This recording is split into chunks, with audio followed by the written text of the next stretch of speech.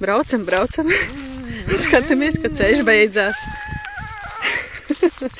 Tas, protams, mūs neaptur. Un mēs bridīsim pāri, lai tiktu uz šīm mājām, kas ir tajā koku pudurītī. Es kā hidrologs pirmā. Elīna Kolēle kā hidrologs pirmā.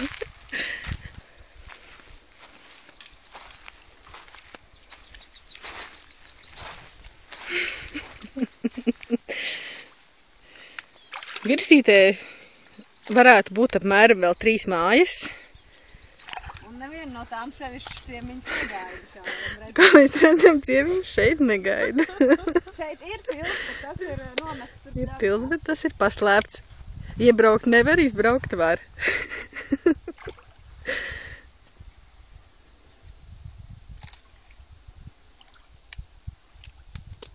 Tikai nesamērcē brunci.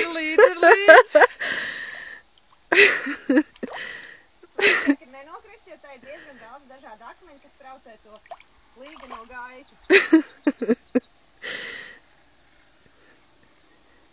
Virsēnieši vai kā viņus pareizi saukt? Virsīte.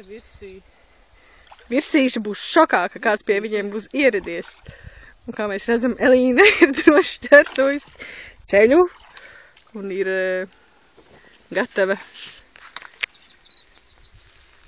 gatava doties pie virsīšiem. Tur ir diezgan daudz akmeņu, tāpēc ir jāiet uzmanīgi, citādi jūs apgāzīsieties.